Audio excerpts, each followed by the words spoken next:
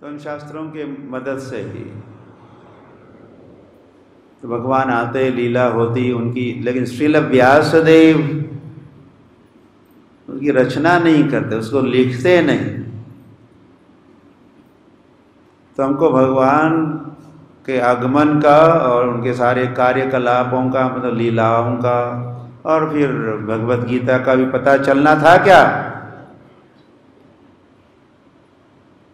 Main source क्या है हमारे ज्ञान का या भगवान के जीवन अस्तित्व का कहिए, आगमन का कहिए, लीलाओं का कैसे पता लगवाते हैं हम लोग? शास्त्र प्रमाण या श्रुति प्रमाण।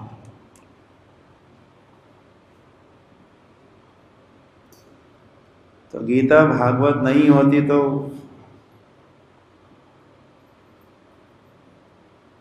कैसे पता चलता कि कृष्ण है भी कि नहीं, या आए भी तो थे कि नहीं? अगर आए थे तो उन्होंने क्या क्या किया? हस्तिनापुर कहाँ है? हस्तिनापुर में ये शुकताल। फिर हमारी कथा होती क्या, या आप लोग आते हैं? बस आप लोग अखबार पढ़ते ही रहते, आज की ताज़ी खबर। जो शाम तक का क्या हो जाती है, बांसी बनती है, और कल तो कूड़ा करकट के डिब्बे में फेंक दिया, या फिर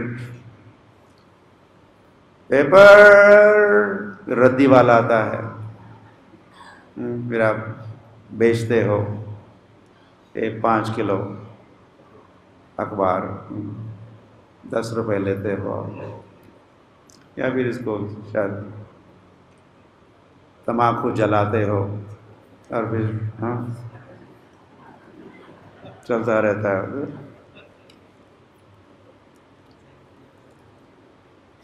फिनिश। उस दिन की खबर ताज़ी थी, फिर छपते छपते ही पुरानी हो जाती है, निकम्मी हो जाती है। वो त्रिकालाबादी सत्य नहीं होता, लेकिन भगवान की कथा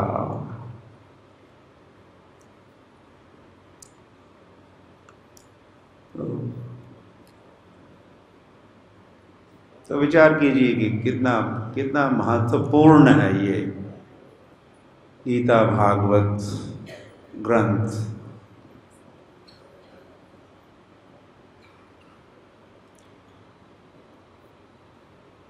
ऐसे गीता भागवत याद हम लोग सुनते ही, पढ़ते ही, समझते भी है कि ये भागवतम भगवान है। भागवतम क्या है?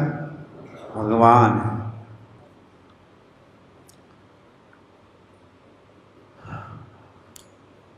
जब अंततो गत्वा भगवान अपने धाम लौट रहे थे ही, और इसका पता जब उद्धव को लगा तो उद्धव ने कहा नहीं मैं भी जाऊंगा आपके साथ, मैं भी जा आपके साथ, मुझे भी ले चलो। कहाँ? अपने धाम। लेकिन भगवान चाहते थे कि उद्धव रहे इस संसार में, रहकर भागवत धर्म का प्रचार करे, वे बद्रिकाश्रम जाए, वहाँ प्रचार करे मेरी कथा लीलाओं का, और उनको स्मरण दिला दे।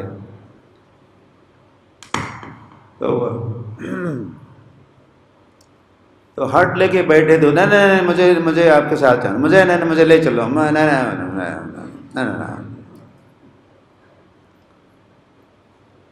तो फिर भगवान कहे ठीक है बाबा, मैं भी रहता हूं।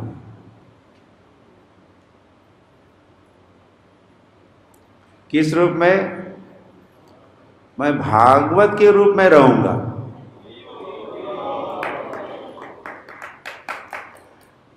तो हुआ।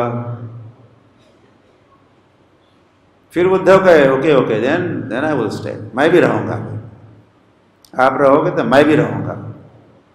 तो भगवान रहे, भगवान अपने धाम भी लौटे, कृष्ण स्वधामोपगते, अपने धाम में लौटे और साथ ही साथ भगवान इस संसार में रहे।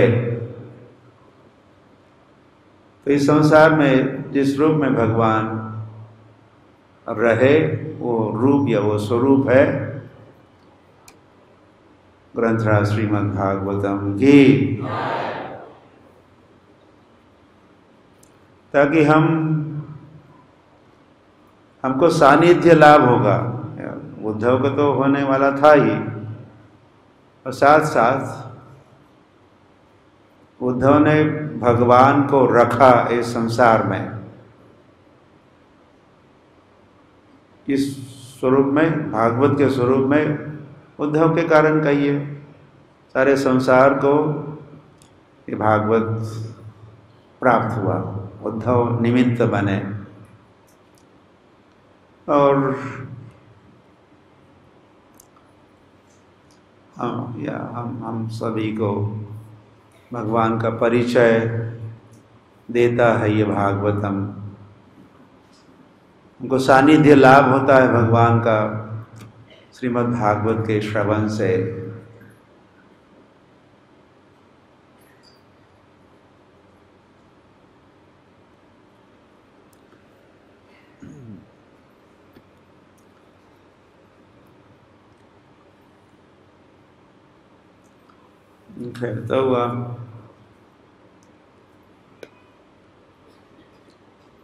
तो जब हम और विचार हम जब अध्ययन करते हैं या श्रवण करते हैं भागवत का, तो हम और भगवान के मध्य की जो दूरी है,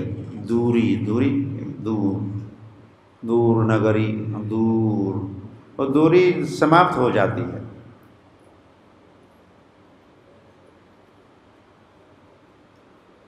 दूरी दो कारणों से उत्पन्न हो सकती है। एक तो एक कारण स्थली और दूसरा काल। तो भगवान 5000 वर्ष पूर्व थे, तो 5000 वर्ष के उपरांत हम अब है। तो ये जो 5000 वर्ष का ये जो कालावधि है, ये जो दूर होना, भगवान दूर प्राचीन काल में थे, पास्ट टेंस हुआ। तो श्रीमद् भागवत के अध्ययन श्रवण से वो काल नहीं रहता, समाप्त होता। और जब श्रवण करते हैं, अध्ययन करते हैं, तो मानो वो लीला अभी संपन्न हो रही है, ऐसा उन्होंने भी कहा था। जब लव और कुश रामायण सुना रहे थे, उन्होंने सुना, सीखा, समझा रामायण वाल्मीकि मुनि से, और फिर रामायण के वे वक्ता बने, रामायण के प्रचारक बने लव और कुश। तो जहाँ भी वो लव और कुश रामायण की संगीतमय भी कथा, कोई वाद्य बजाते, वीणा बजाते, और अयोध्यावासी राम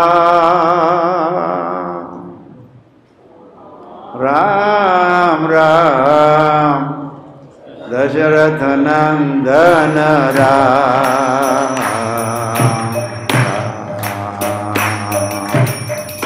अयोध्यावासी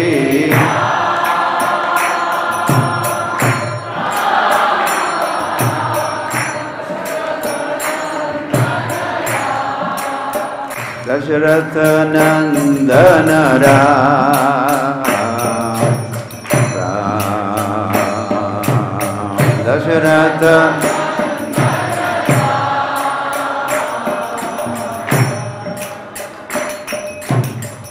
पतित पावन जानकी जीवन सीता मोहन राम राम।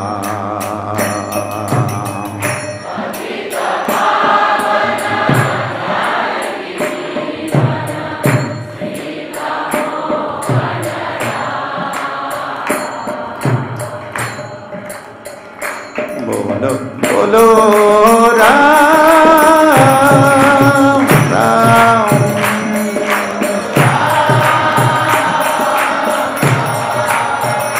बोलो राम जय श्री राम। बोलो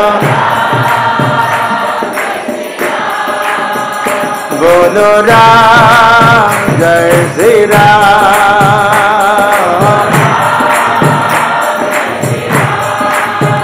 बोलो राम जय श्री राम।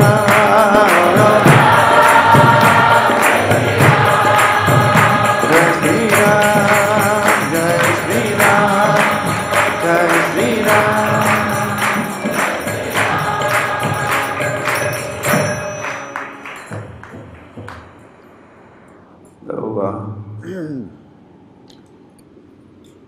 तो लव कुश की कथा, रामायण कथा सुन के श्रोतागण बन के असंख्य ऋषि मुनि वृद्ध वयोवृद्ध महात्मा वहाँ पधारते और दो लव कुश सुकुमार बालक अल्प आयु उनकी, उनको सुनते वे वयोवृद्ध महात्मा। और जब वो सुनते रामायण की कथा तो सुनते समय वो भाव विभोर होते, श्रोता भी वे रोमांचित होने लगते, कभी लौट रहे हैं कोई तो सारे भक्ति के भाव उदित होते उन ऋषि मुनियों के अंग प्रत्यंग में, अंगों में। तो फिर उन्होंने कमेंट किया रामायण में उनकी, उन्होंने अपने साक्षात्कार कहा कि आप जब कथा सुनाते हो, सुनते समय लगता है कि आप उस कथा को, राम को सामने खड़ा करके खड़ा ही कर देते हो। आपने सुनाई हुई वो लीला कथा तो बहुत समय पहले की है, लेकिन जब सुनाते हो लगता है कि अभी अभी संपन्न हो रही है।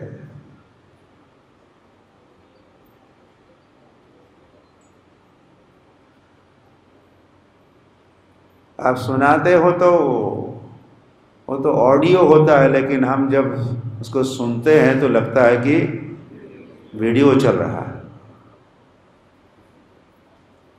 ऑडियो का हो गया वीडियो, यही तो बात है। वैसे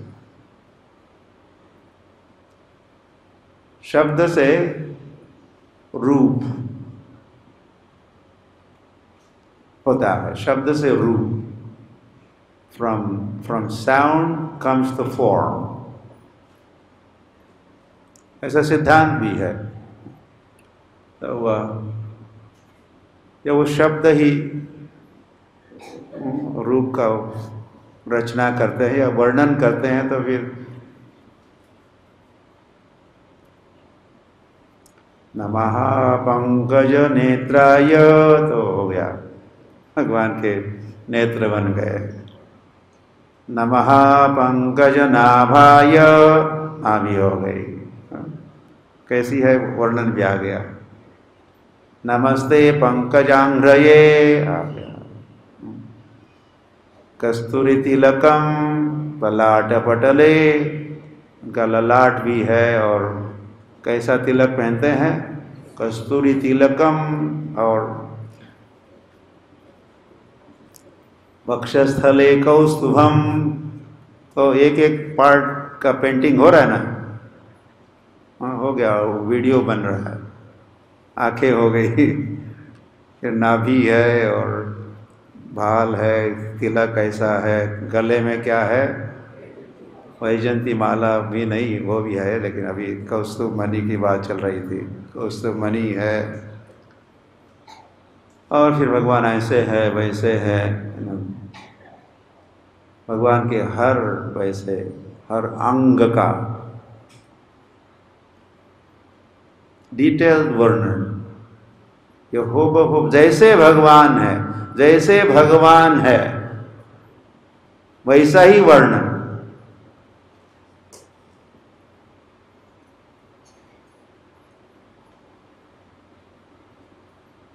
तो उसका जब श्रवण हम करते हैं, जीव करता है, तो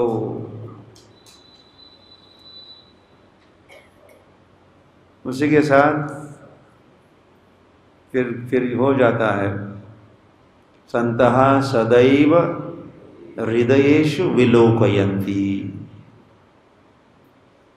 यम श्याम सुंदरम अचिंत्य गुणस्वरूपम गोविंदमादि पुरुषम तमहम भजामि। तो हृदय प्रांगण में गोविंद या श्याम सुंदर का दर्शन करते हैं, अपने इष्ट देव का दर्शन करते हैं।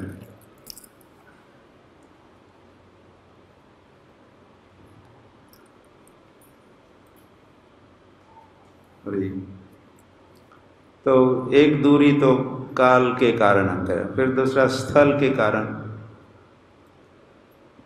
हम कहाँ के और भगवान कहाँ थे।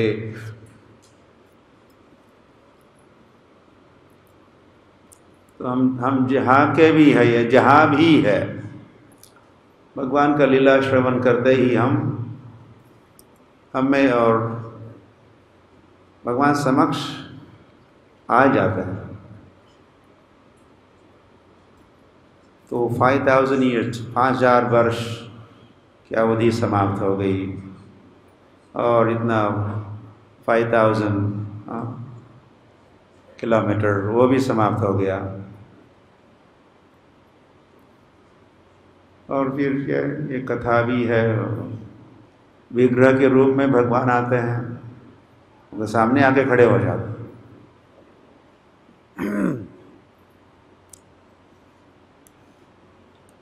गोलोक के भगवान आपके घर में आके खड़े हो गए, तो क्या हो रहा है फिर आपके घर में? दूर दर्शन हो रहा है। दूर के भगवान पास में आ गए और आपको दर्शन दे रहे हैं।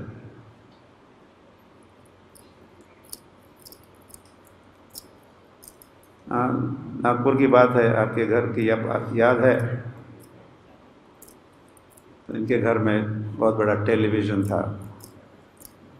हम सत्संग के लिए गए तो टेलीविज़न था, तो हमारे कथा प्रवचन के समय हमने कुछ खरी खोटी सुनाई। उस टेलीविज़न को इडियट कहा, क्या क्या कहा, क्या नहीं कहा। इसी ने तो उल्लू का पट्टा बनाया सबको, सारे बहुत कुछ। ये दूरदर्शन, हमने कहा कि ये दूरदर्शन का, नागपुर से बम्बई ज़्यादा दूर तो नहीं है। सचमुच आप दूर का दर्शन करना चाहते हो तो गोलोक के भगवान का दर्शन करो।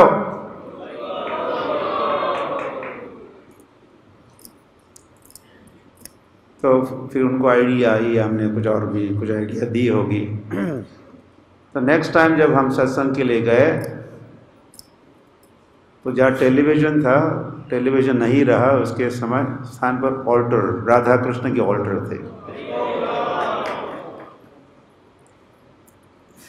तो वो इडियट कही के, बॉलीवुड के इडियट्स, नट नटी का जो नंगा नाच, उसका दर्शन किया।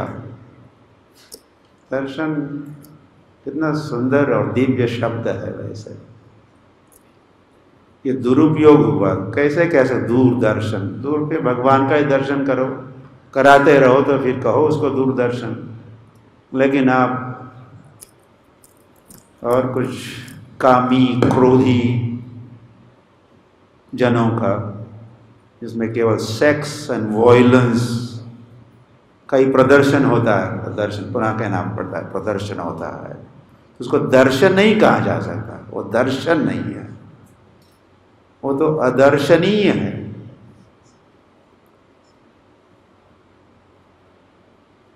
वो कभी नहीं देखना चाहिए,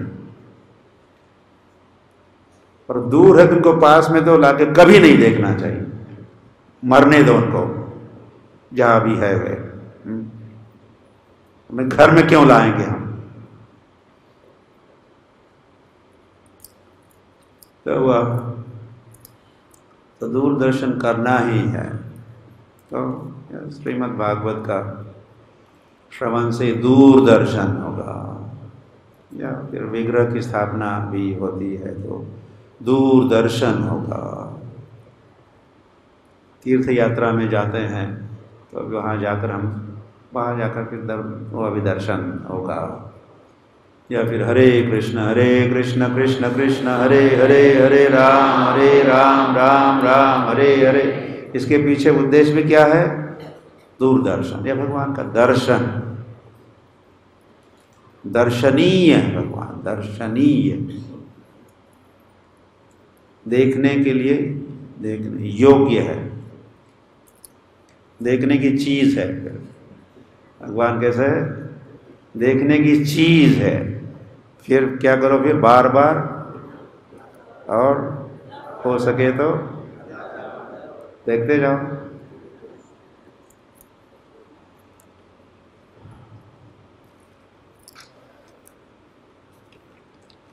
तो हुआ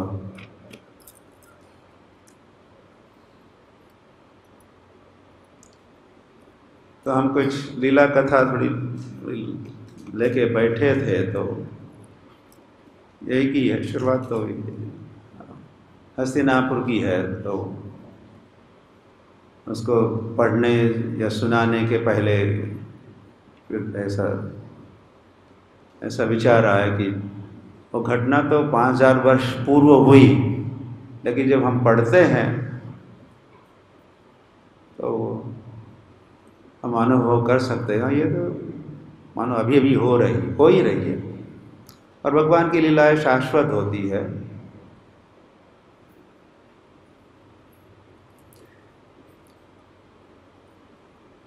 या फिर यहाँ हो रही, इस ब्रह्मांड में हो रही है वही लीला फिर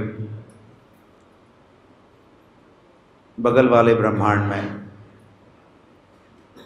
और नेक्स्ट टाइम भगवान जन्म लेंगे तो बगल वाला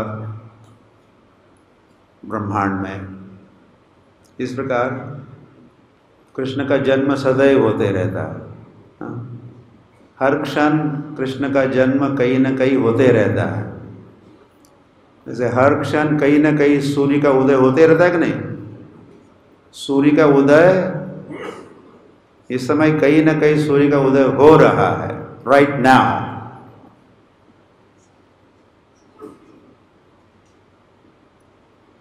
तो कृष्ण सूर्य सम, कृष्ण कैसे है?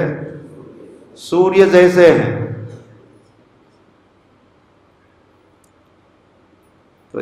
तो सूर्य का जैसे उदय कहिए, पहले जापान में हुआ, और फिर कहाँ हुआ? इंडोनेशिया में हुआ, फिर सिंगापुर में हुआ, फिर मलेशिया में हुआ, फिर लाइक दैट बंगाल में हुआ, फिर मध्य प्रदेश।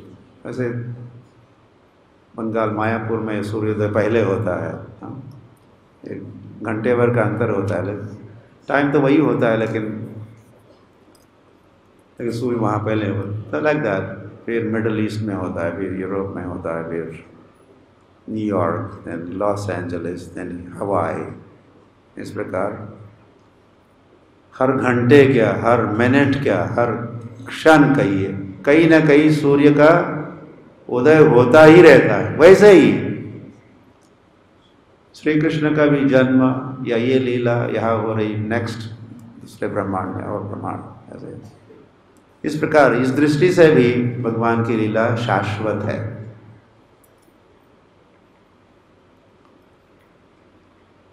तो हुआ तो श्री कृष्ण जो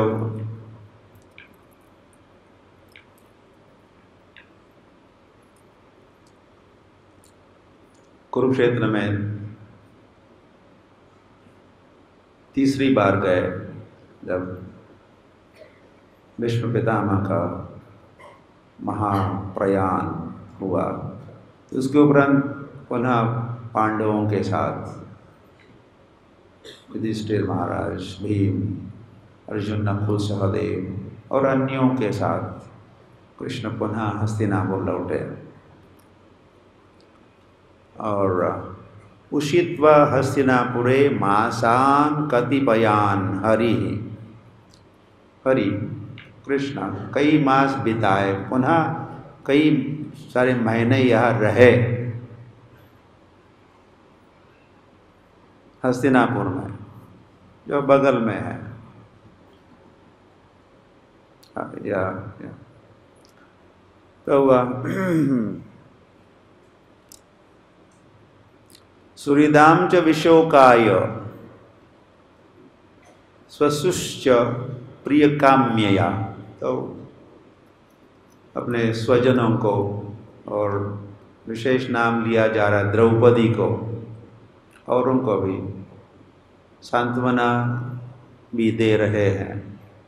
द्रौपदी को सांत्वना देने की विशेष आवश्यकता है कि नहीं, क्योंकि उसके 5 पुत्रों का वह वध हुआ, निधन हुआ।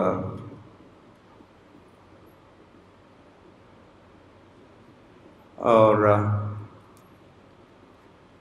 तो द्रौपदी फिर और उनको भी अपना संग दिए हैं, उस उद्देश्य से वे रहे। और फिर कई महीनों के उपरांत पुनः जब द्वारका लौटने का विचार हुआ, श्री कृष्ण द्वारकाधीश के ना विचार हुआ द्वारका जाने का, तो युधिष्ठिर महाराज से उन्होंने आज्ञा मांगी, अनुमति चाहते थे। तो इस समय युधिष्ठिर महाराज वॉज रेडी, हाँ, तो गले लगाए और स्वखुशी से, हाँ आप यस यू मे लीव, आप चाहते हो तो आप प्रस्थान कर सकते हो। पहले नहीं चाहते थे, लेकिन अब वे तैयार हुए हैं।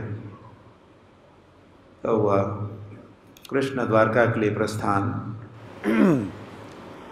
की तैयारी करने लगे, तो वह समाचार पहुंच गया,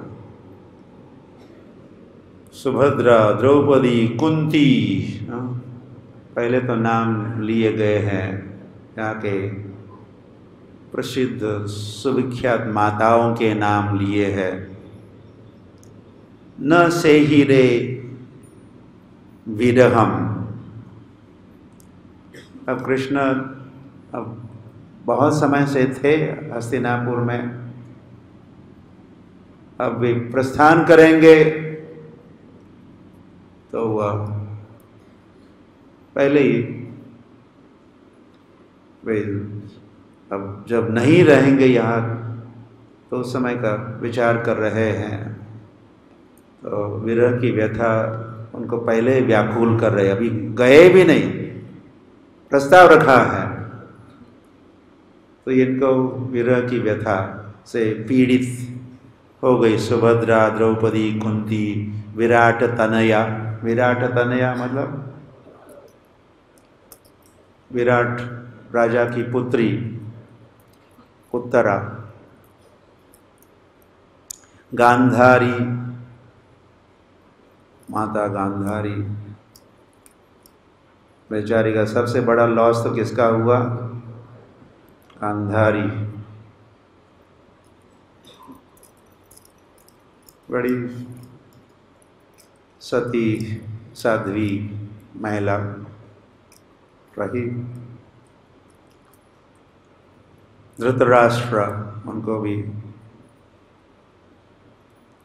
कृपाचार्य, नकुल, सहदेव, वृकोदरः, उनको भी व्यथा हो रही है। वृकोदर कौन है? भीम, वृकोदरः, उनके जैसा भोजन आप में से कोई है बहादुर गबरू, उतना भोजन कर सकता जितना, लेकिन काम भी करते थे वैसा ही। दोनों भी कहा, वृकोदरा और क्या भीम कर्मा, ऐसा कुछ लिखा गीता में। भीम कर्मा वृकोदर, तो खाते भी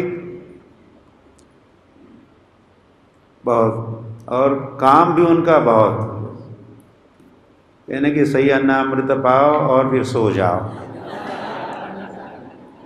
ऐसा नहीं, खाते थे खूब और खूब खूब सेवा करते थे। तो वे भी, उनको भी विरह की व्यथा। धौम्य ऋषि और आदया, और से सभी को,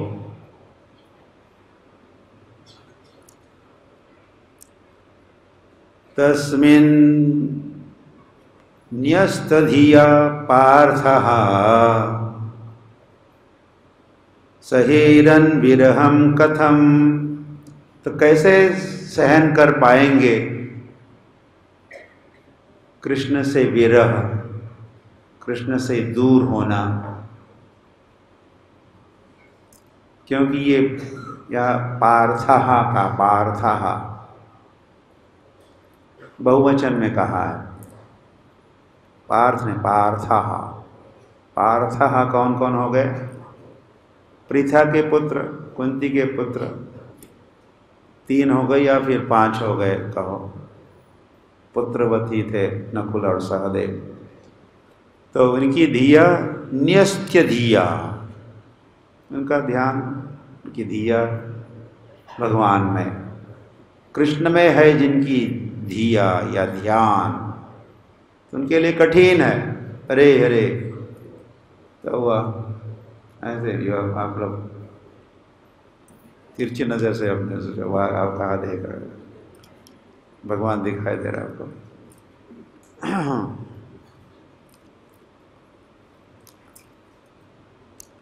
तो वह, तो उनकी न्यस्त्य धिया, शरणागत समर्पित ये भक्त पार्थः, 5 पांडव, क्योंकि उनको कृष्ण का दर्शन, कृष्ण का स्पर्श, कृष्ण के साथ आलाप वार्तालाप, कृष्ण के साथ विश्राम करते थे, on the same bed, sharing bed with Krishna. Krishna is like a family man, उनके लिए Krishna the supreme personality of God head, या कृष्णा अखंड, या क्या ब्रह्मांड, अनंत कोटि ब्रह्मांड नायक,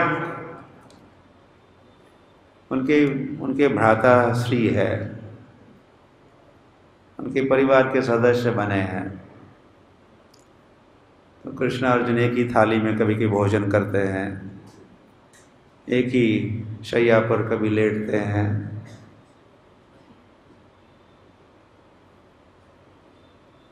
इतना मज़ा आता होगा, हाँ,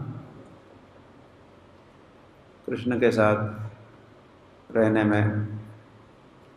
आपको लगता है कि आपको भी ऐसा कोई संग मिले,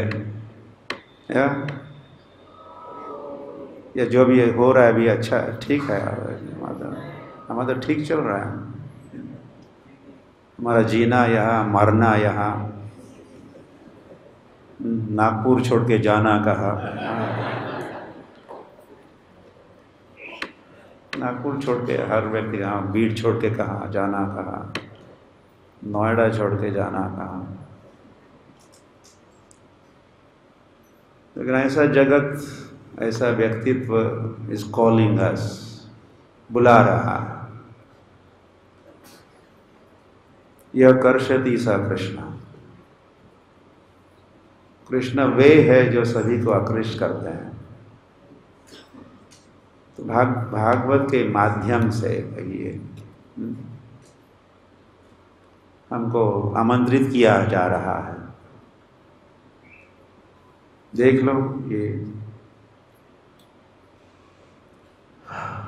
पांडवों का अनुभव कृष्ण के साथ कैसे रहते थे, कैसे बैठते थे, कैसे उठते थे।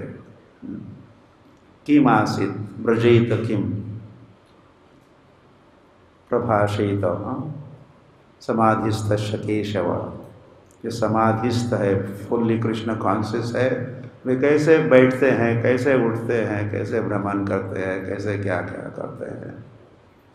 तो यहाँ हम देख सकते हैं ये भक्त मंडली। तो फिर अब जाने की तैयारी हो ही गई है। तो कई सारे वाद्य बजने लगे। श्लोक 15 ज़्यादा तो नहीं सुनाए जाएंगे, लेकिन तो मृदंग शंख भैर्यश्च वीणा पनव गोमुखा, ऐसे अलग अलग नाम दिए। नेदुर दुंदुभु दुंदुभयस्तथा, तो अलग अलग वाद्य बज रहे हैं। अब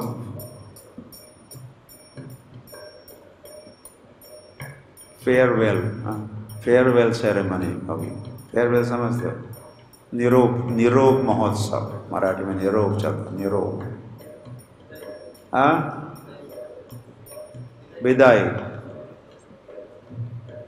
विदाई का महोत्सव। तो वाद्य तो और गान तो सर्वत्र कृष्ण भावना में, वैकुंठ में थोड़ा कम होता है, गोलोक में, वृंदावन में तो म्यूजिक चलता ही रहता है।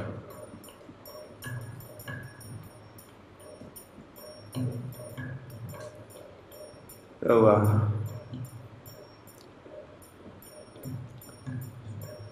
प्रासाद शिखर आरूढ़ः कुरु नार्यो दिदृक्षया। तो talk of the town English में, सारे नगर में खबर पहुंच गए। क्या खबर? कृष्ण प्रस्थान कर रहे हैं। तो कोई राजमार्ग होगा, शेष मार्ग, सबको पता चला किस मार्ग से वे प्रस्थान करेंगे। तो वो सारी जो इमारतें थी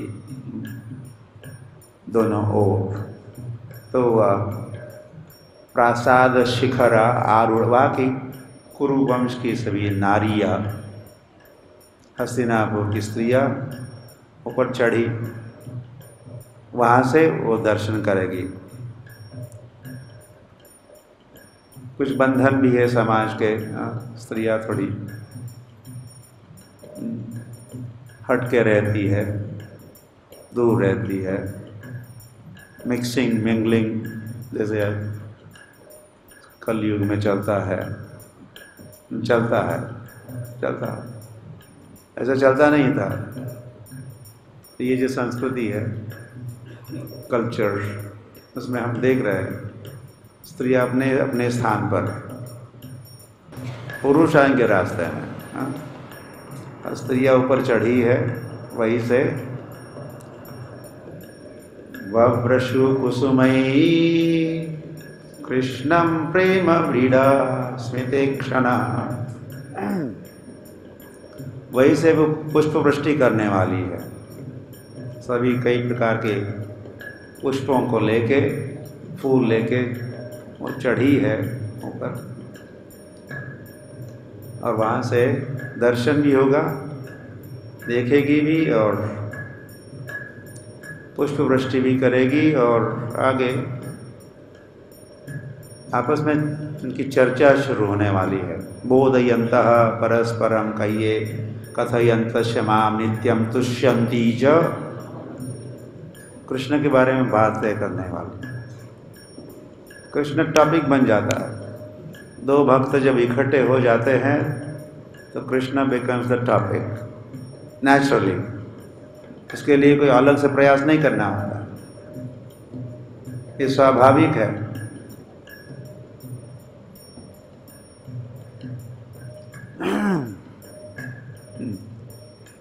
वह माया है नहीं तो फिर कौन है? केवल कृष्ण ही है, और तीसरा कोई है ही नहीं। एक है माया और दूसरे है कृष्ण। तो माया नहीं है तो फिर कौन बच गए? केवल कृष्ण ही बच गए।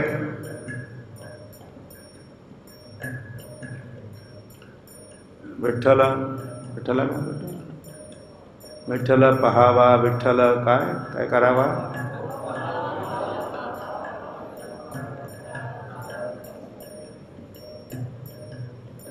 विठ्ठल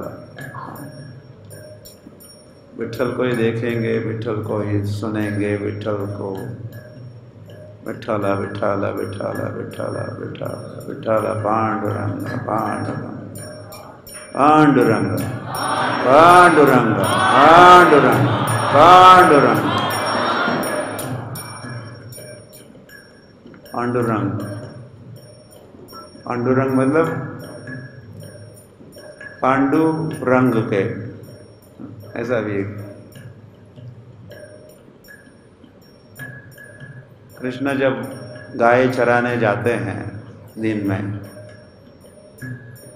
तो गाय जब चलती है ब्रज में, तो ब्रज की जो रज है, रेती है, बड़ी हल्की फुल्की होती है, बड़ी आसानी से आकाश में उड़ जाती है और फिर धीरे धीरे वो सेटल हो जाती है, बैठ जाती है। कृष्ण के ऊपर भी, कृष्ण के बाल, कृष्ण का मुख, मोर पंख भी, हाथ, उनके वस्त्र सब ब्रज की रज से ढक जाते हैं, आच्छादित हो जाते हैं।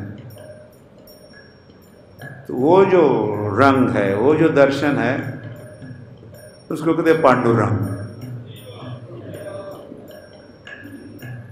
पांडु ब्रज की रज का जो रंग है, थोड़ा पीला, थोड़ा फीका। जो पांडु थे ना, धृतराष्ट्र, पांडु और विदुर, तीन भाई थे, धृतराष्ट्र और पांडु। तो पांडु, तो उनका जब जन्म तो बाद में हुआ, तो जब मिलन व्यासदेव और को अंबिका बालिका, उसमें से एक, तो व्यासदेव को जब वो देखी, अब उनका मिलन के पहले या समागम के पहले, तो व्यासदेव को देख के उसका शरीर ही फीका, पीला सा। तो पुत्र ने जन्म दिया तो वो पांडु हो गए।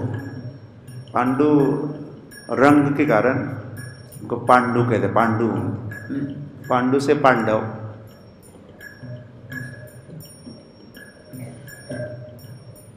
एक ने तो आंखें बंद कर दी, राइट। तो बालक का जन्म हुआ, वो कैसा हुआ? अंधा, और धृतराष्ट्र हुए। दूसरी स्त्री का शरीर ही फीका पीला, तो पांडु हो गए। लेकिन Vidur normal, no issues, no problem, कोई समस्या नहीं थी।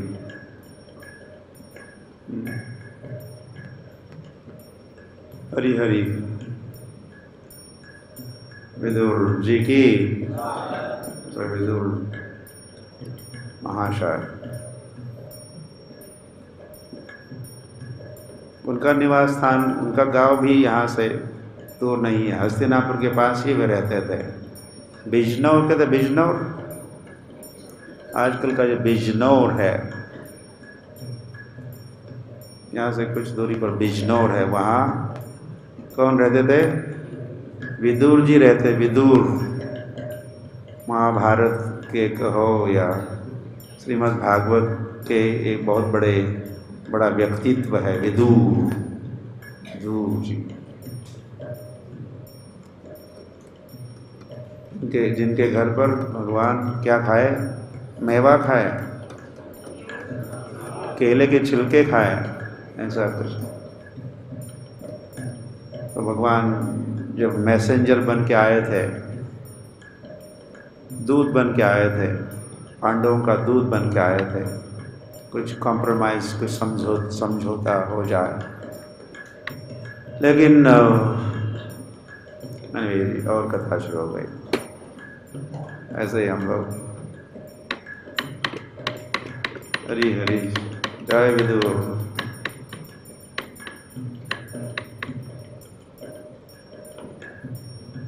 तो उस समय दुर्योधन ने कृष्ण के लिए विशेष dinner party, I don't know dinner था या लंच था, ऐसी व्यवस्था की थी।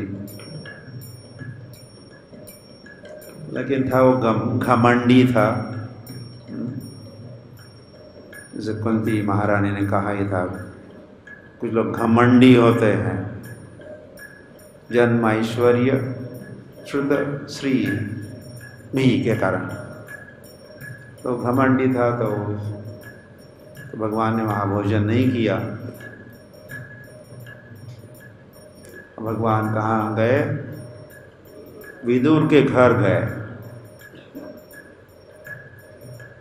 और विदुर के घर में जब आगमन हुआ श्री कृष्ण का, तो हम बड़े विनम्र भक्त थे, सिंपल लिविंग, थिंकिंग कैसा, हाई थिंकिंग, उच्च विचार, सादी रहानी, उच्च विचार वाले विदुर जी। तो विदुर और विदुरानी ने स्वागत किया। इतने बड़े भगवान VIP उनके कुटिया में पधारे, तो उनको पता नहीं चल रहा था कैसे स्वागत किया जाए, कहाँ बिठाया जाए। तो मैंने बिठा तो दिया, आतिथ्य हो रहा था, तो वे थोड़े संभ्रमित ही थे। तो कुछ खिलाने पिलाने का समय आ गया, तो विदुरानी ने कुछ केले तो शायद घर में थे, तो इतनी संभ्रमित थी, उसने क्या किया, खाने का जो केला है वो तो फेंक दिया या कहीं, और छिलके थे, उसको पता नहीं चलो क्या कर रही है, क्या खिला, क्या काट रही है। छिलके बढ़िया से प्लेट में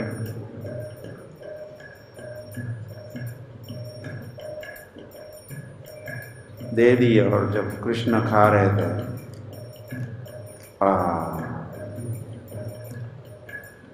ऐसा भोजन मुझे स्मरण भी नहीं आ रहा कब खाया था इसके पहले।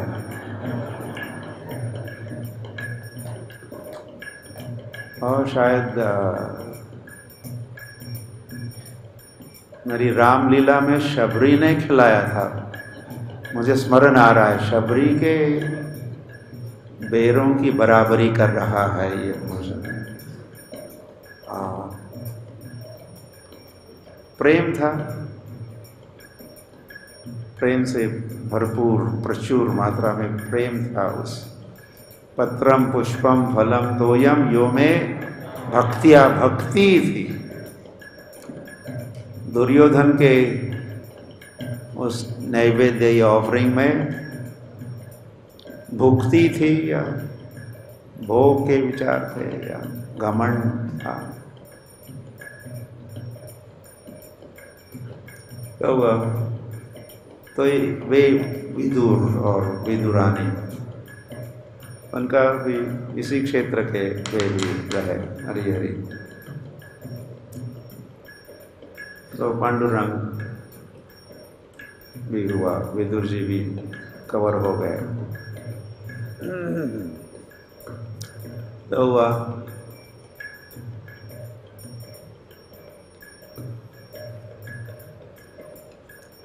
तो अब जुलूस का हो, शोभा यात्रा का होता, प्रोसेशन अब शुरू हुई है। तो सबके समक्ष कहते उद्धव और सात्यकी, उन्होंने चमर लिए हैं, चमर डुलाया। दूर नहीं होंगे, कृष्ण के पास ही तो होंगे। या संभावना है कि अगर कृष्ण चल रहे हैं तो उनके दोनों बगल में ये दो चल रहे हैं, एक और उद्धव जी है, दूसरी ओर सात्यकी है। या कृष्ण अगर रथ में विराजमान है तो वहाँ वे खड़े हैं और चमर डुला रहे हैं। कई ब्राह्मण हैं, पाठ कर रहे हैं, स्तुति गान कर रहे हैं, और ये सारा एक मनोहरी दृश्य। और ये सब के मध्य में कौन है? कृष्ण है, अपने रथ में विराजमान है। और सारा पूरी नगरी फुल्ली कृष्ण कॉन्शियस, सारे कृष्ण भावना भावित है। और मानो उनके प्राण ही राधा कृष्ण प्राण मोर, जुगल किशोर जीवने मरने गति अर नहीं मोर। तो उनके लिए, ये कुरु वंशजों के लिए कृष्ण उनके प्राण है।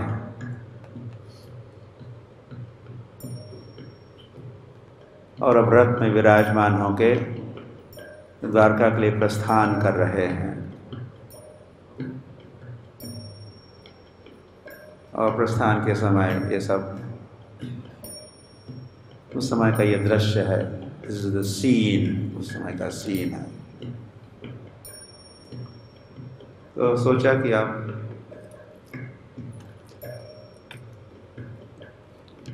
स्मरण के लिए कुछ टॉपिक चाहिए ना, कुछ मसाला का, ये मिर्च मसाला सम टॉपिक स्मरण के लिए। तो ये भी अच्छा, एक अच्छी स्मृति है। ये भी एक स्मृति आप लेके लौट सकते हो। कृष्ण का द्वारका के लिए प्रस्थान, हस्तिनापुर में कैसे जा रहे शोभा यात्रा में, और कौन कौन वहाँ उपस्थित है, कौन अपने भाव कैसे व्यक्त कर रहे हैं, कैसी भक्ति, सेवा, स्मरण, स्तुति कर रहे हैं। और कृष्ण जो रथ में विराजमान है, क्योंकि ऊपर स्त्रियां भी है। अरे यो,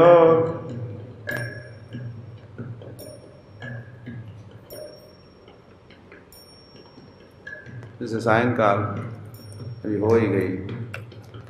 कृष्ण जब लौटते हैं सायंकाल के समय, गोधूली बेला, कृष्ण मुरली बजाते हुए, और उनके सारे मित्र घिरे रहते हैं, और वो भी कृष्ण की कुछ चर्चा करते ही रहते हैं। तो वो जो मनोहारी, that is also another procession, दूसरा ही शोभा यात्रा, हर रोज का सीन है वृंदावन में। तो हर रोज कृष्ण लौटते हैं, सारी 9 लाख गाय जा रही है, और लाखों बाल लाखों, यस व्हाई नॉट, और कृष्ण मुरली बजा रहे हैं, लौट रहे हैं। और फिर गोधूली बेला के समय फिर धूली के बादल उमड़ आते, आकाश धूली से भर जाता है, और फिर देवता आते हैं और धूली के पीछे छिप जाते हैं। इस दृश्य को देखना चाहते हैं। कृष्ण लौट रहे हैं मुरली बजाते हुए,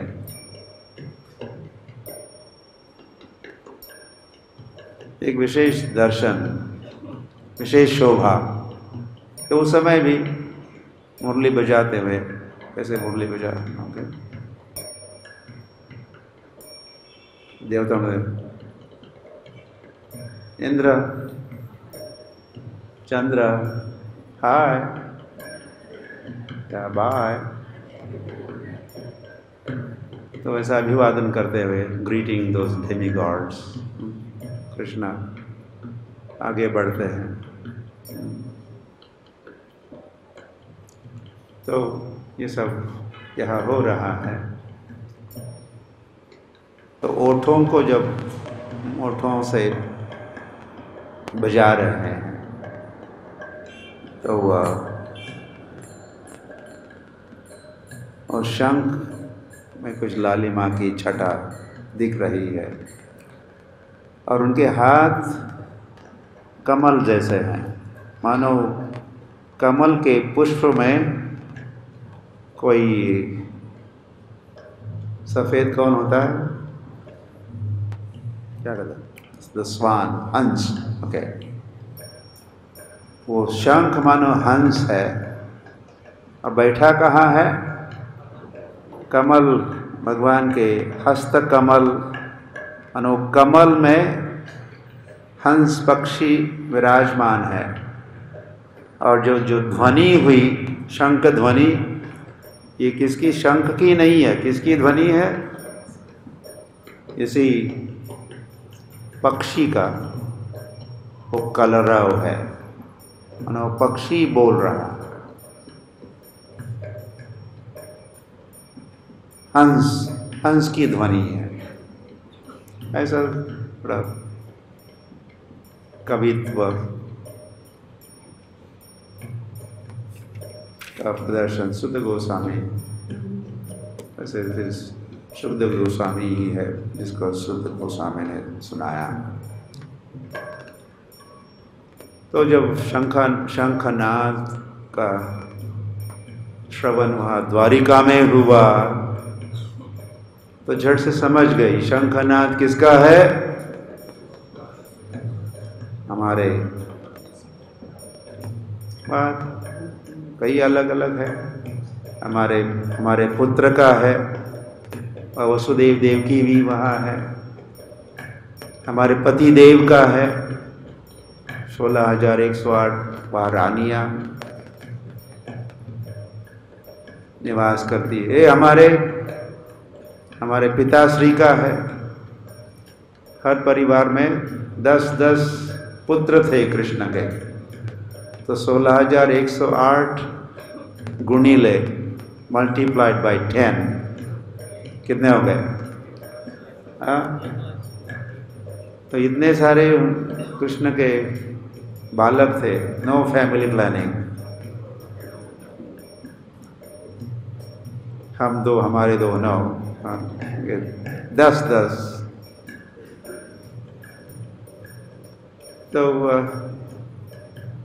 तो हमारे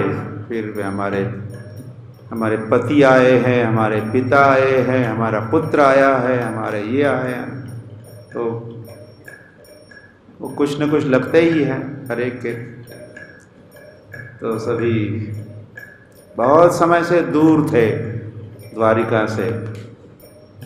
कुरुक्षेत्र, फिर युद्ध हुआ, फिर हस्तिनापुर आए, फिर आते आते ही फिर रुक गए, फिर पुनः कुरुक्षेत्र गए, पुनः आए हस्तिनापुर, और कई महीने रहे। इतना समय के लिए दूर थे द्वारिका से। तो जब पुनः शंखनाद सुना द्वारका वासियों ने, तो हम तो कल्पना भी नहीं कर सके कितना हर्ष और उल्लास।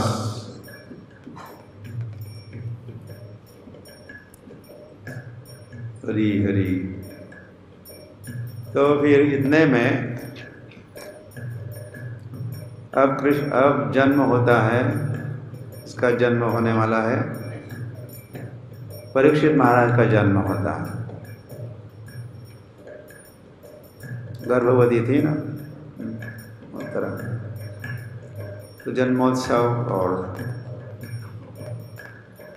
फिर छोटे के बड़े हो रहे हैं परीक्षित महाराज।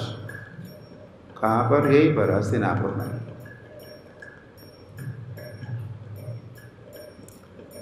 और फिर बहुत समय के उपरांत युधिष्ठिर महाराज अर्जुन को भेजते, जाओ जाओ, बहुत समय से हमें कोई द्वारिका से समाचार ही नहीं मिला, तो हे अर्जुन तुम जाओ तो कुछ समाचार लेके आओ।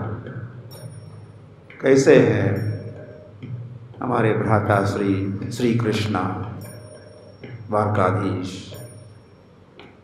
तो अर्जुन हस्तिनापुर से द्वारिका गए। तो सभी हस्तिनापुर वासी, सभी पांचों पांडव, युधिष्ठिर महाराज प्रतीक्षा में थे। किसकी प्रतीक्षा में? अर्जुन की। कब लौटता है? तो 7 महीने बीत गए। ऐसे ये जितने बीत गए उतना लिखा है, भागवत में लिखा है। तो 7 महीने वे नहीं लौटे। तो युधिष्ठिर महाराज चिंतित थे और साथ ही साथ उन दिनों में कई सारे अपशकुन देख रहे थे, और जो अपशकुनों से उनको लग रहा था कि कोई मामला, कोई गड़बड़ लगता है।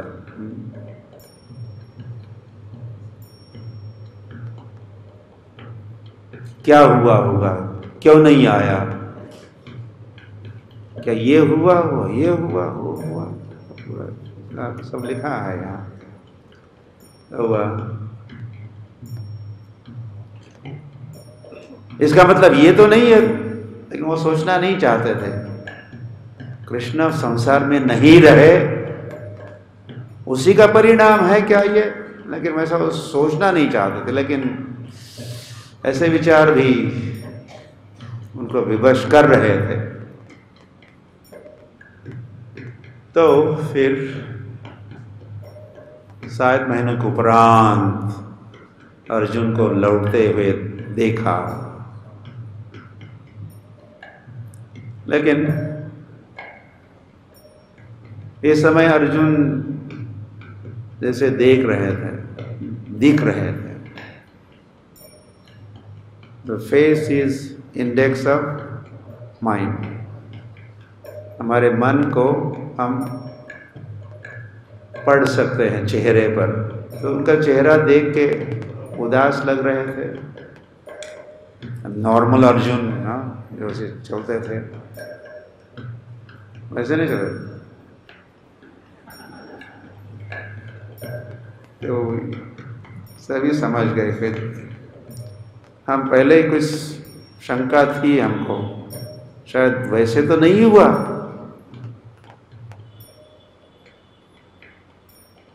तो फिर अर्जुन ने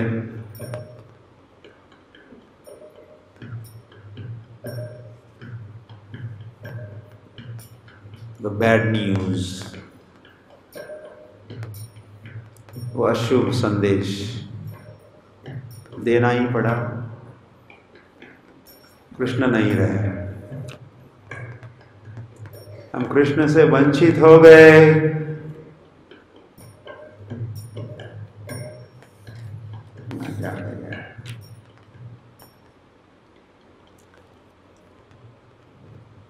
तो फिर फिनिश्ड। अब तो हुआ।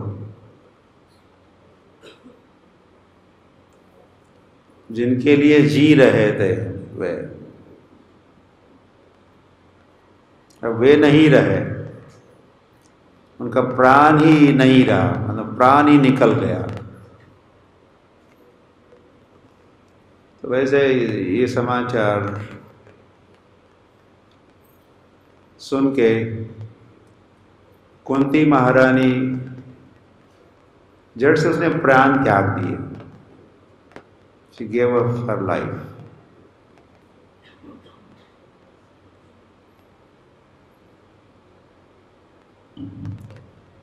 और उसी समय फिर कलयुग का भी आगमन हो गया।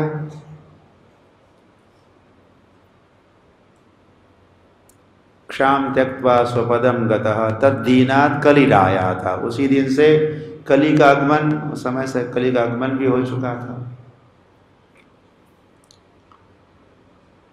तो अब पांडवों ने विचार किया, कुछ बैठक हुई होगी हस्तिनापुर में, तो उन्होंने कहा कि अब हम लोग रिटायर्ड सेवानिवृत्त होंगे हम। तो अपनी सेवानिवृत्ति के पहले या उसी के अंतर्गत जो व्यवस्था करनी होती है, तो युधिष्ठिर महाराज ने राजा परीक्षित को सम्राट बनाया। यहाँ का जो सिंहासन है राजा परीक्षित को दिया, और मथुरा का सिंहासन वज्रनाभ को दिया। वज्रनाभ वैसे ये हुआ था कि कृष्ण जब प्रस्थान कर रहे थे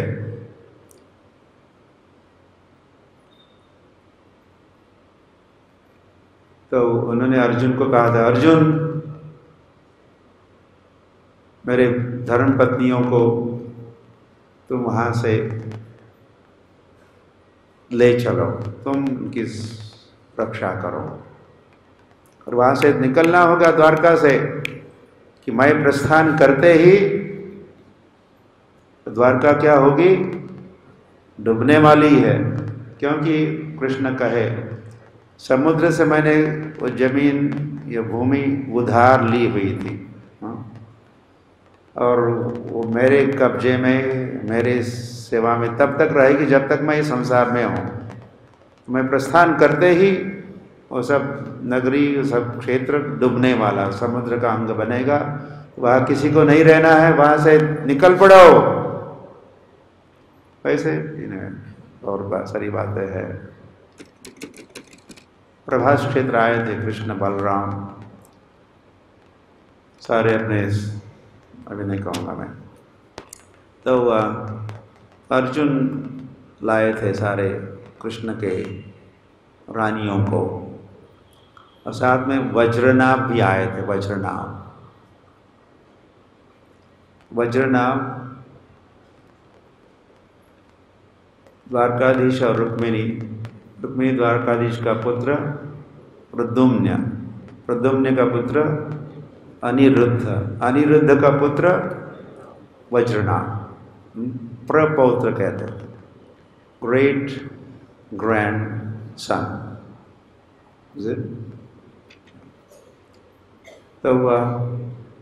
तो उस वज्रनाभ को मथुरा का राजा बनाया और हस्तिनापुर के सम्राट बने परीक्षित महाराज। और इस व्यवस्था के उपरांत पांचों पांडवों ने उत्तर दिशा में प्रस्थान किया, मतलब बद्रिकाश्रम की ओर, और फिर स्वर्गारोहण, स्वर्ग या वैकुंठ की ओर उनका प्रस्थान हो रहा है। तो हस्तिनापुर से प्रस्थान करते ही कुछ ही दूरी पर पहली थी द्रौपदी, उसकी जान चली गई। और आगे बढ़े जा रहे, उत्तर दिशा में जा रहे, हरिद्वार, ऋषिकेश और अलग अलग स्थान है, बद्रिकाश्रम की ओर जाना है। तो रास्ते में एक एक करके सहदेव की जान चली गई। और थोड़े आगे बढ़े तो नकुल नहीं रहे, और आगे बढ़े तो अर्जुन ने प्राण त्यागे। और फिर बद्रिकाश्रम में सरस्वती को पार करना था, तो भीम ने एक शिला उठाई और पुल बनाया, हाँ, ताकि वो पार कर सकते थे, जिसको भीम का पुल कहते हैं, भीम का पुल या भीम ब्रिज। तो वहीं पर फिर भीम भी नहीं रहे। अब कौन बच गए? युधिष्ठिर महाराज, और एक कुत्ता भी बच गया। साथ में कुत्ता भी जा रहा था, रास्ते में कहीं ज्वाइन किया तो उनके साथ जा रहा था। तो स्वर्ग से तो युधिष्ठिर महाराज के लिए कोई विमान आया। युधिष्ठिर महाराज चढ़ने वाले थे तो साथ में कुत्ता भी चढ़ रहा था, लेकिन जो एयर होस्ट थे, हे डॉग, कुत्ता, हट हट।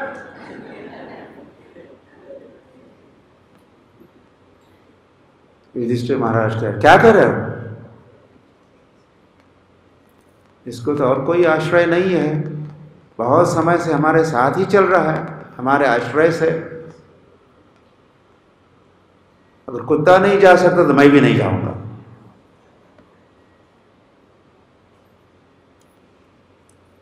तो युधिष्ठिर महाराज परीक्षा पास कर दिए। ये थोड़ा परीक्षा चल रही थी, तो ये कुत्ता साधारण कुत्ता नहीं था। कौन थे? यमराज। हाँ, यमराज जी।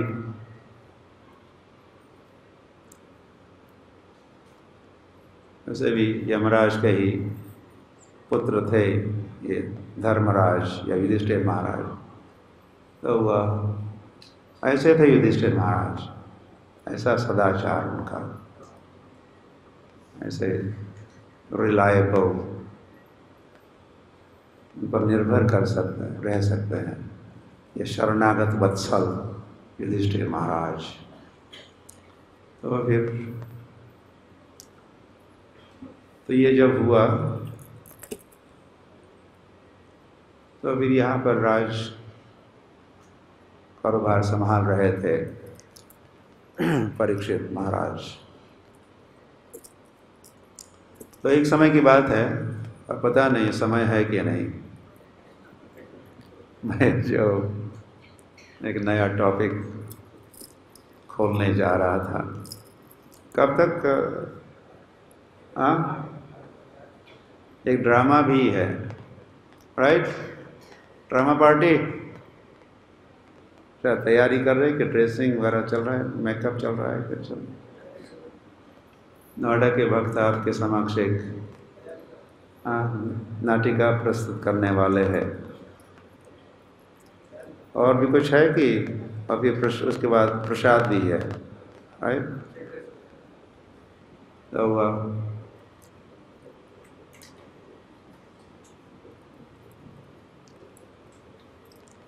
तो लगता है कुछ समय है हमारे पास, थोड़ा सा। तो हुआ तो क्या होता है,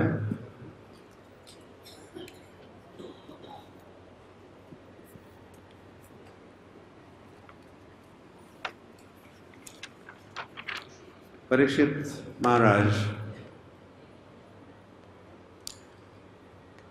मथुरा के लिए प्रस्थान करते हैं।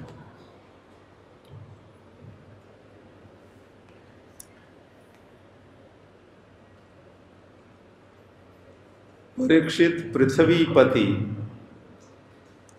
कैसे परीक्षित? पृथ्वीपति, ऐसे मतलब सम्राट, सारे पृथ्वी के, सारे पृथ्वी के पति थे जो परीक्षित महाराज। महापथम गते राज्ञी जगाम मथुराम विप्रा वज्रनाभ दिदृक्षया। वज्रनाभ को मिलने के हेतु परीक्षित महाराज यहाँ से अपने रथ में विराजमान होके ही गए वहाँ। तो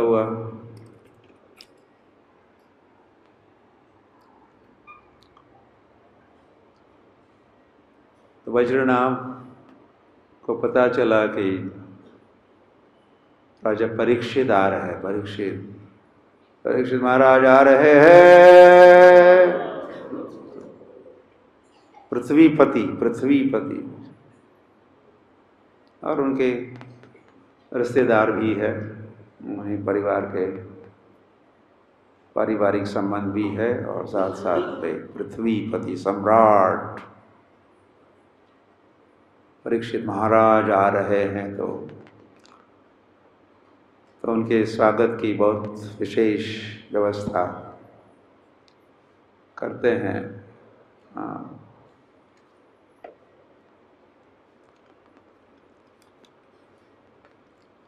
परिस्वज्य उनका आलिंगन होता है और भी माल्यार्पण इत्यादि तो होता ही है। और वज्रनाभ राजा परीक्षित महाराज को लेके निज मंदिरम अपने निवास स्थान अपने महल में लेके आते हैं, जहाँ उनका मिलन फिर आगे कृष्ण की रानियां अब कहाँ पहुंची है, कहाँ है, उन दिनों में मथुरा में थे। अब अर्जुन जिनको संभालने के लिए कहा था रानियों को, तुम संभालना, तुम थोड़ा देखभाल करो, तो वे नहीं रहे। तो फिर अब रानियां मथुरा में रह रही है और वज्रनाभ उनकी ख्याल कर रहे हैं उनका। तो राजा परीक्षित उनको भी मिलते हैं।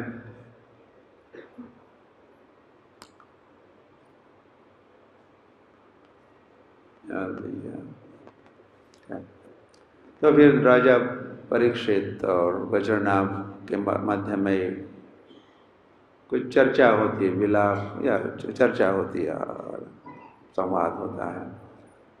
और वे पूछ रहे हैं राजा परीक्षित, कैसी है माताएं, कैसी है? सबसे बड़ा चिंता का विषय या उसी का पता लगवाने, शायद वही उनका एजेंडा था मथुरा जाने के पीछे। माताएं कैसी है?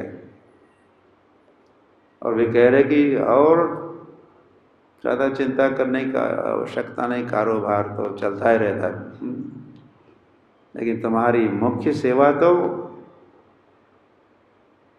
माताओं की देख रेख देखभाल, उनको सुखी रखना। तो कैसी है? तो जब चर्चा हो रही थी तो वज्रनाभ ने कहा कि वो सुखी नहीं है, आर नॉट हैप्पी। क्या कारण है? तो वज्रनाभ कहते हैं कि वो कृष्ण से विरह महसूस कर रही है।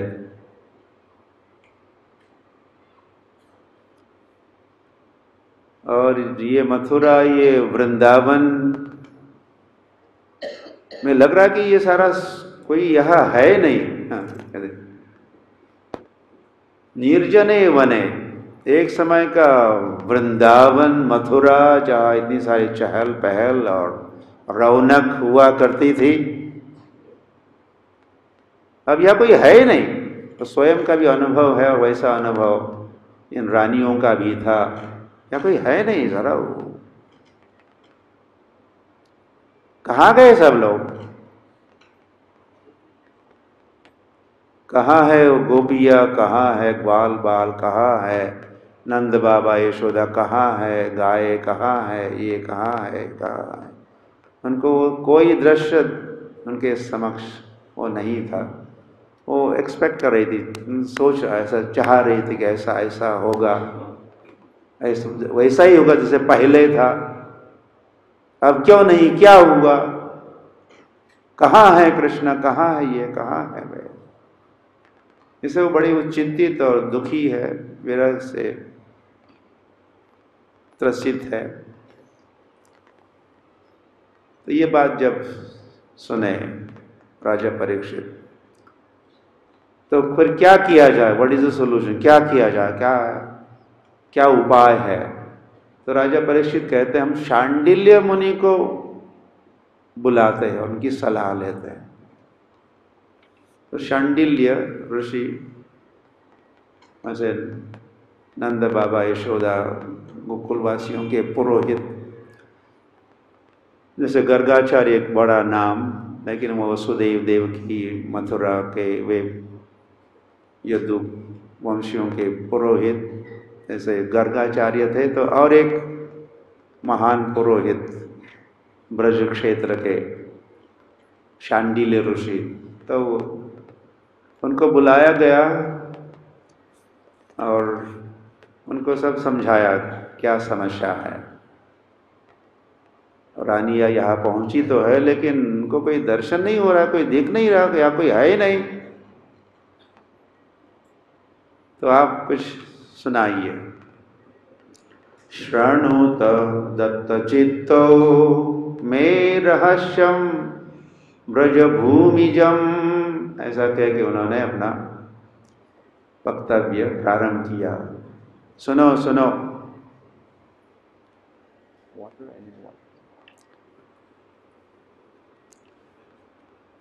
तो मैं इसके पीछे का रहस्य सुनाऊंगा, ध्यान से सुनो। दत्त चित्तम, दत्त चित्तो, मैं रहस्य सुनाऊंगा। तो फिर हम तो सुनाने वाले नहीं पूरा, तो वे सुनाए हैं, सुन भी रहे हैं। राजा परीक्षित और वज्रनाभ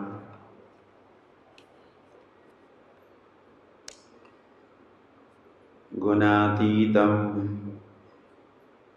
परम ब्रह्म व्यापकम ब्रज उच्यते। तो ब्रज की परिभाषा करें, ब्रज किसको कहते हैं? व्यापक और गुणातीत। गुणातीत 3 गुणों से परे, गुणातीत परम ब्रह्म व्यापकम ब्रज उच्यते। सदानंदम परम ज्योतिर मुक्तानाम पदम अव्ययम। तो मुक्तों के लिए, भक्तों के लिए ये सर्वोच्च पद या पदवी या स्थान है ब्रजमंडल के। ब्रजमंडल की बातें हो रही, ब्रजमंडल सदानंदम या आनंद ही आनंद। और फिर आगे जो बात कहते हैं बहुत ही विशेष बात है, वो कहते हैं आत्मा तो राधिका तस्य तस्यैव रमणादसौ।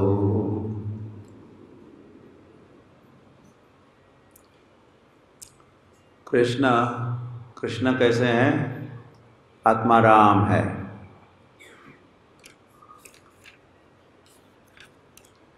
मतलब आत्मा में आराम। लेकिन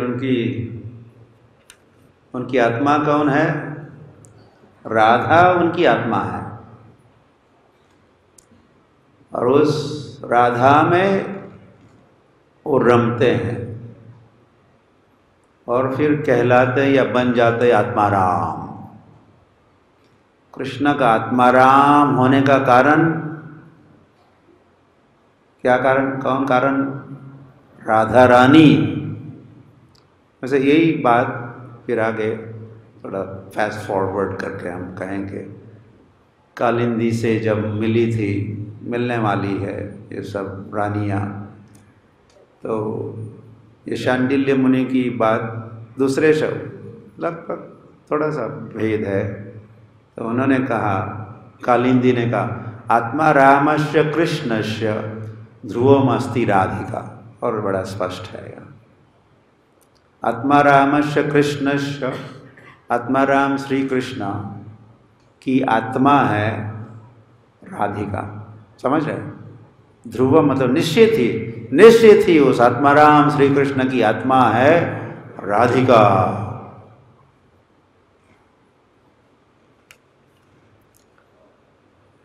जय श्री राधे, जय श्री राधे।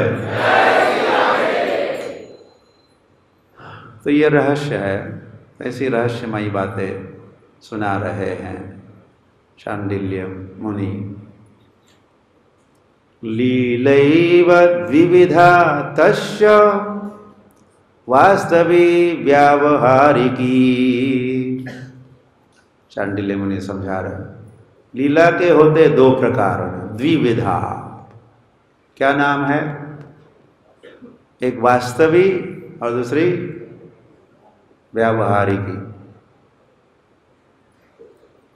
मतलब जिसको हम लोग प्रकट और अप्रकट कहते हैं।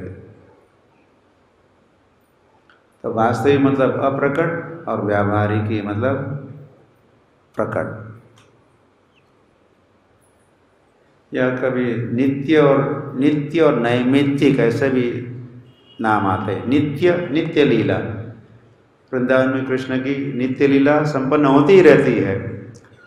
और फिर कोई निमित्त बनता है, निमित्त नैमित्तिक या प्रासंगिक, फिर उस लीला का फिर प्रदर्शन होता है।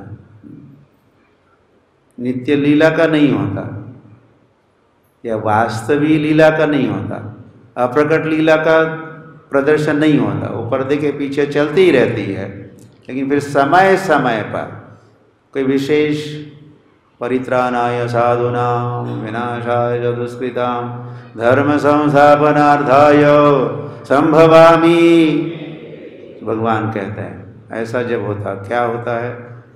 यदा यदा हि धर्मस्य ग्लानिर्भवति अभ्युत्थानमधर्मस्य तदात्मानं सृजाम्यहम्। तो समय समय पर फिर तो कोई प्रसंग, कोई कारण बनता है, तो फिर वो लीला फिर प्रकट लीला या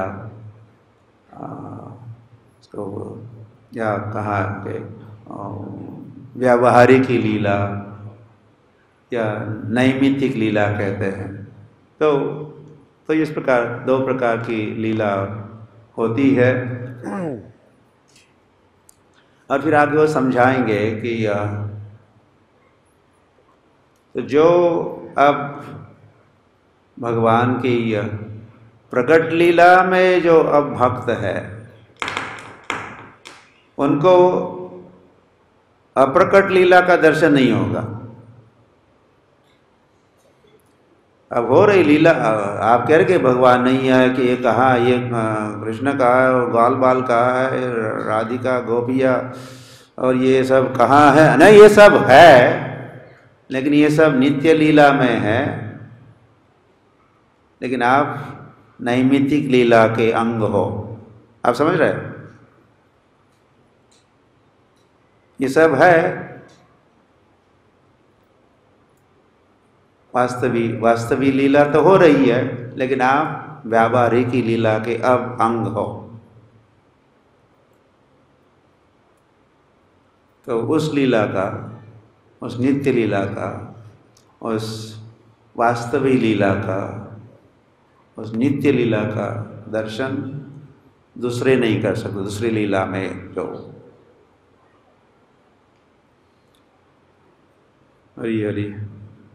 और फिर वो समझाते भी है आगे कि भगवान की जब लीला होती है तो वो कहते हैं कि तीन स्थानों से या तीन प्रकार के भक्त या लोग या उसमें सम्मिलित होते हैं। एक पार्टी है भगवान के जो नित्य परिकर है, शाश्वत सदा के लिए भगवान के साथ ही रहते हैं, तो वो तो रहते ही है। That is one. फिर देवता भी उस लीला में समावेश होता है, देवता का पार्टिसिपेशन होता है। ये हम जानते हैं, भगवान ने जब देवताओं ने तो कहा, वायरलेस कम्युनिकेशन हुआ क्षीर सागर में भगवान और तट पर थे ब्रह्मा, सारे देवता भी। तो संसार में ये समस्या है, वो समस्या है। पृथ्वी वैसे गाय का रूप धारण करके क्रंदन करती हुई गई थी देवताओं के पास। देवता गए ब्रह्मा के पास, ब्रह्मा कहे ये मेरे बस का रोग नहीं है, not my cup of T. अंग्रेजी में ब्रह्मा ऐसे कह सकते थे। तो चलो चलते हैं। तो आ गए, क्षीर सागर के तट पर आए और वहीं से ब्रह्मा ने सब कम्युनिकेट किया। तो यदा यदा ये धर्मस्य ग्लानिर्भवति, कैसी ग्लानि हुई है ये सारा वर्णन सुनाए ब्रह्मा। धरती माता का जो अब गाय के रूप में देवताओं के पास पहुंची थी, उसने जो बताया था वो सब सुना रहे थे ब्रह्मा। तो भगवान ने सुना और फिर भगवान ने कहा, यस यस मैं आ रहा हूं, मैं जा रहा हूं, मैं प्रकट होऊंगा। उसके पहले आप क्या करो, आप जाओ, आप आगे बढ़ो मथुरा में या वृंदावन, अपने अपने स्थान ग्रहण करो, मैं भी आ रहा हूं। तो भगवान की लीला में देवताओं का भी समावेश होता है, देवता और फिर थर्ड पार्टी है जो भगवान की लीला में जिनका प्रवेश समावेश होता है, वे है जो साधन से सिद्ध हुए, साधना करते करते करते सिद्ध हुए हैं और अब उनका भगवत धाम लौटने का और भगवान की लीला में प्रवेश के अधिकारी बन चुके हैं। आम्ही जातो आमच्या गावा, हम अपने गांव जा रहे, तुकाराम महाराज ने से कहा। तो उन भक्तों को, उन साधन सिद्धों को जिनका सारा भगवत भक्ति प्रेम उदित हो चुका है, प्रेमांजन चुरित भक्ति विलोचनेन संतः सदैव हृदयेषु विलोकयन्ति यम श्याम सुंदरम अचिंत्य गुणस्वरूपम गोविंदमादिपुरुषम तमहम भजामि। ऐसे स्तर को प्राप्त जो महात्मा है, तो जिनको गोलोक अब जाने के अधिकारी बन चुके हैं, तो उनको गोलोक जाने के पहले उनको किसी एक ब्रह्मांड में भेजा जाता है जहाँ भगवान की उस समय लीला संपन्न हो रही है। डायरेक्ट गोलोक नहीं भेजते, हाँ, पहले आप ब्रह्मांड में जाओ जहाँ भगवान अब लीला खेल रहे हैं। तो फिर वहाँ की लीला संपन्न होगी तो फिर भगवान तो आगे बढ़ेंगे, नेक्स्ट ब्रह्मांड में जाएंगे, आप गोलोक लौटना उस समय। हरि बोल। तो शांडिल्य ऋषि ये सब रहस्यमयी बातें भी समझा रहे हैं राजा परीक्षित और वज्रनाभ को। और फिर और कई बातों में से उनके कुछ सुझाव भी है। तो उनका सुझाव ये है, शांडिल्य ऋषि का सुझाव ये है कि आप क्या करो, आप हस्तिनापुर से, इंद्रप्रस्थ से या इर्द गिर्द जो स्थान है वहाँ के व्यापारियों को और अन्य लोगों को आप वृंदावन मथुरा आमंत्रित करो और उनका वास हरि हरि हरि हरि हरि हरि वृंदावन में करो। आप कह रहे हैं खाली खाली यहाँ है कोई नहीं, तो उनको लेके आओ, उनसे भर दो यहाँ के गांव और नगर, और नगर की स्थापना करो, ग्रामों की स्थापना करो। कह रहे कृष्ण लीला अनुसारेण कृत्वा नामानि सर्वतः, और उन ग्रामों के नाम दो वहाँ की जो लीला संपन्न हुई थी उस लीला के अनुसार। गोवर्धन नाम दो, मथुरा, महावन, नंदीग्राम, ऐसे उन्होंने सुझाव भी दिए। वृंदावन में कई सारे सैकड़ों नाम है। आयो रे एक ग्राम कैसा है, आयो रे ग्राम है, जहाँ कृष्ण की प्रतीक्षा में थे वृंदावन वासी, और फिर उन्होंने अंततोगत्वा देखा कृष्ण को लौटते हुए, वृंदावन लौटते हुए, तो सभी खुश हो गए और सब कहने आयो रे आयो रे आयो रे। उस ग्राम का नाम हुआ अयोरे ग्राम, जहाँ ब्रह्मा ने कृष्ण की स्तुति की। पहले तो चोरी की थी कृष्ण के मित्रों की या बछड़ों की, फिर लौटा भी दिए, और जहाँ स्तुति किए उस स्थान का नाम हुआ चौमुहा। चौमुहा, चार मुंह वाले कौन? ब्रह्मा। तो इस प्रकार सर्पोली, जहाँ वो सर्प, कौन सा सर्प? अघासुर। अघासुर ना मुंह खोल के बैठा था ना, और कृष्ण और सारे मित्रों ने प्रवेश भी किया था। तो वो स्थान, उसका नाम है, उस गांव का नाम हुआ सर्पोली। नंद महाराज एक समय द्वादशी के दिन प्रातःकाल थोड़े बड़े तड़के स्नान कर रहे थे। इतने में वरुण देवता के कोई आए दूत, और नंद महाराज को गिरफ्तार किए और ले गए वरुण लोग। ओ, अभी भी तो स्नान कर रहे थे नंद बाबा, अभी कहीं दिख नहीं रहे, क्या हुआ? कहाँ है नंद महाराज? तो सभी लोग भयभीत हो गए। तो उस गांव का नाम हो गया भय गांव। तो ऐसे ब्रज के, ये ब्रजमंडल दर्शन जो ग्रंथ है, इसमें भी आप तो कई सारे नाम मिलेंगे। और नाम क्यों दिया, उसके पीछे कोई लीला। तो यह वज्र नाम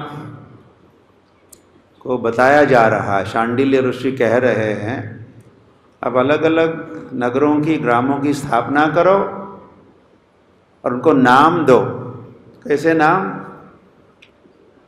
कृष्ण लीला अनुसारेण नामानि कृत्वा, वहाँ की लीला के अनुसार। और ग्रामान संसेव्य, तो वह निवास करने दो, और जो लोग हैं वे आके वहाँ निवास कर सकते हैं। ये भी सुझाव उनका है। और विशेष बात फिर अंत में उन्होंने ये भी कही कि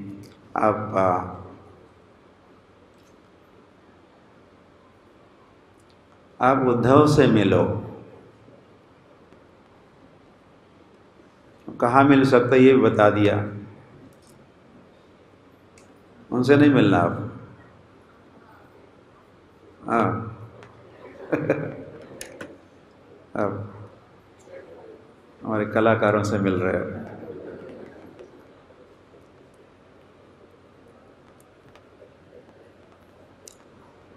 आपके समक्ष आएंगे तब देखना।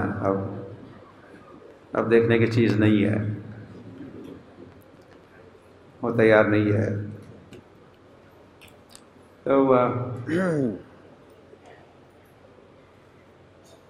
तो ऐसे ऐसे फलाने स्थान पर जाओ, कुसुम सरोवर के तट पर, जहाँ उद्धव रहते हैं। किस रूप में? किस स्वरूप में? वहाँ का जो घास है, वहाँ की लता पता जो है, वे सारे उद्धव है।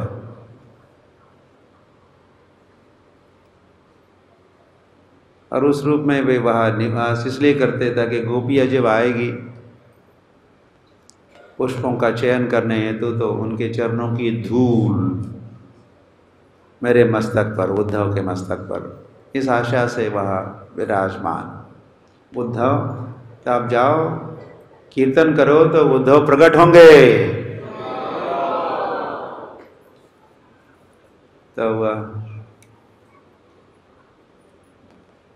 तो ये मुलाकात वज्रनाभ और राजा परीक्षित की शांडिल्य ऋषि के साथ रही तो उनको काफ़ी कुछ सीखने को मिला और पता भी चला। ये सब सुना सुना सा जो लगता है ब्रज, इसका क्या कारण है और फिर क्या किया जा सकता है, उपाय क्या है, उद्धव से मिलो। तो फिर भगवान की रानियां कालिंदी से मिलती है। यमुना मैया की। तो फिर वह भी स एव सा वा अस्ति। उन्होंने ये आगे तो कहा, मैंने पहले कहा था, आत्मा राम से कृष्ण से ध्रुवम अस्ति राधिका। राधा है कृष्ण की आत्मा। तस्या दास्य प्रभावेन विरहो अस्मान न संस्पृशेत। पहले पूछा था रानियों ने, हे कालिंदी, जैसी हम रानियां हैं कृष्ण की, तुम भी तो वैसी तुम भी एक रानी हो, लेकिन हमको तो इतना विरह महसूस हो रहा है, लेकिन वैसा तुम महसूस नहीं कर रही हो विरह, क्या कारण है बता दो। तो कालिंदी ने कहा है, तस्या मतलब राधायाः दास्य प्रभावेन, मैं राधा की दासी के रूप में यहाँ रहती हूँ।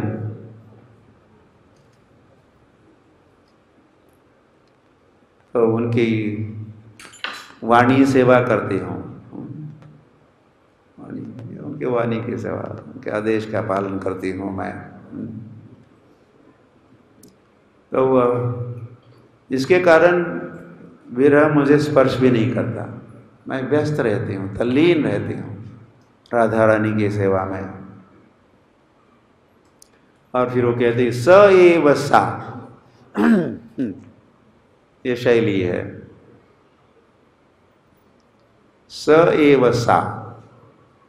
स मतलब सह कृष्ण, सा राधा, ये संस्कृत के सर्वनाम है, सर्वनाम समझते हैं सर्वनाम।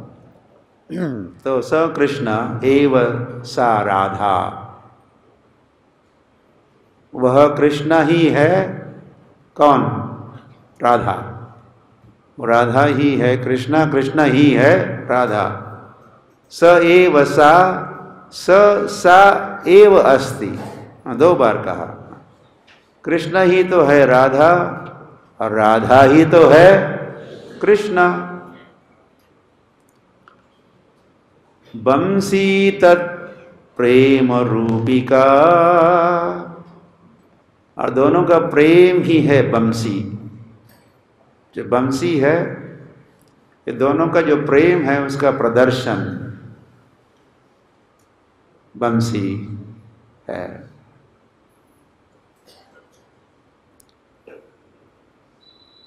और कृष्ण के चंद नख जो नाखून है, चरण के नख है, और कई सारे नख है, 10 तो है ही, आवली, वहाँ से फिर प्रकाश भी निश्रित होता है, तो वो है चंद्रावली। मानो एक एक नाखून क्या है? चंद्र है। एक चंद्र, 2 चंद्र, ऐसे कई सारे चंद्र, वो हो गई चंद्रावली। चंद्रावली ऐसे कालिंदी कह रही है।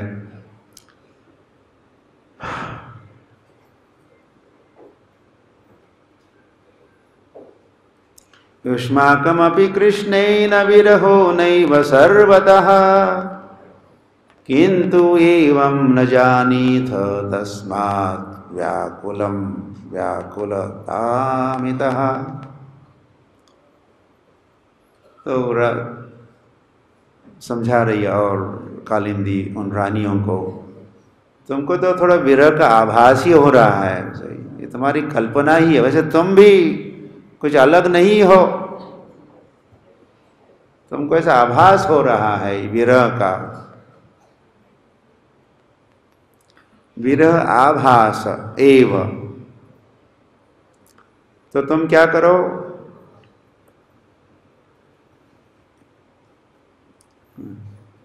और वैसे ही हुआ था। वो कहते गोपियों का भी हाल ऐसे ही हुआ था। गोपी नाम अक्रूर अवसरे पुरा, पूर्व मतलब पहले, सोडोनिया गोपीना कृष्ण मथुरे सी गेला, तो गोपियों को वृंदावन में छोड़ के कृष्ण मथुरा चले गए। तो उस समय गोपियों ने जो विरह महसूस किया,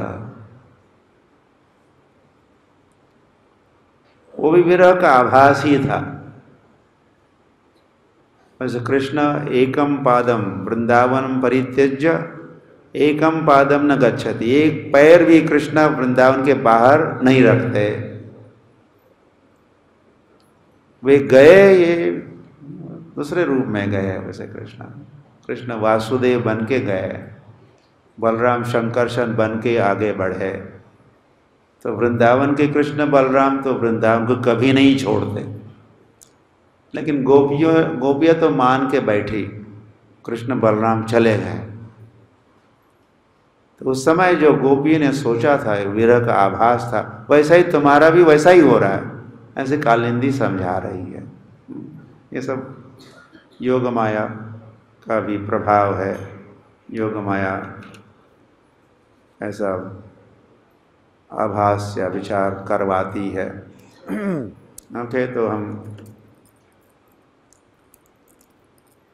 तो कालिंदी ने भी कहा कि आप सब मिलके सखी स्थल कहा है, गोवर्धन के तलहटी में कुसुम सरोवर के या किनारे उद्धव रहते, वहाँ जाओ, वहाँ कीर्तन करो, सारे वाद्य वगैरह लेके जाओ और वहाँ जाके कीर्तन करो। कीर्तन सुनते ही क्या होगा, उद्धव प्रकट होंगे। तो वज्रनाभ और राजा परीक्षित सारे माताओं को, इन रानियों को लेके कीर्तन करते हुए वहाँ पहुँच गए। और वहाँ कीर्तन और भी ऐसा जम के कीर्तन हुआ, ऐसे वाद्य बजे, ऐसा नृत्य हुआ, ऐसा गान हुआ,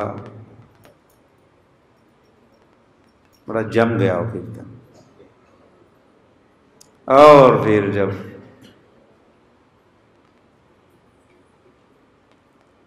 तो उन्होंने देखा, जैसे कहा था, जैसे कालिंदी ने कहा था, जैसे शांडिल्य ऋषि ने कहा था, वैसे ही हुआ। उद्धव प्रकट हो गए।